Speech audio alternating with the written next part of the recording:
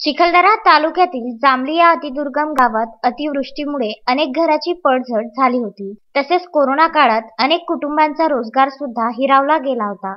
त्यात कित्येक परिवारातील सदस्यांची जीवितहानी सुद्धा झाली होती। अशा परिवाराला या दुःखाच्या दरीतून काढण्याकरिता सद्भावना मंचने पुढाकार घेतला असून 15 कुटुंबातील सदस्यांना 1 महिना पुरेल एवढे धान्य, किराणा किट, गरजूंना कपडे, ब्लँकेट, विद्यार्थ्यांना वही, बुक, पेन वाटप करण्यात आले। मेळघाटात यावर्षी सर्वाधिक पाऊस पडला, यात सर्व जनजीवन विस्कळीत झाले। नदी नाल्याला मोठ्या प्रमाणात पूर येऊन बऱ्याच शेतकऱ्यांची शेती वाहून गेली। त्यामुळे आदिवासी कुटुंब उघड्यावर आली। नेमकी हीच बाब लक्षात घेता सद्भावना ग्रुप परतवाडा यांच्या लक्षात येताच ते मेळघाटातील आदिवासी कुटुंबांच्या मदतीला धावून आले। त्यांनी आदिवासी बांधवांसमोर आपले विचार मांडत सांगितले की सद्भावना मंच हे नेहमी गरीब नागरिकांच्या मदतीला धावत असून कोरोना काळातही अनेक रुग्णांवर मेळघाटात फुकट उपचार करतात। 57 डॉक्टरांची चमू असून त्यांचे कार्य सध्या संपूर्ण महाराष्ट्रात काम करीत आहेत। भूकंप असो की पूर पाणी असो, यात क्षतिग्रस्त कुटुंबाला एक मदतीचा हात म्हणून सदैव पुढाकार असतो।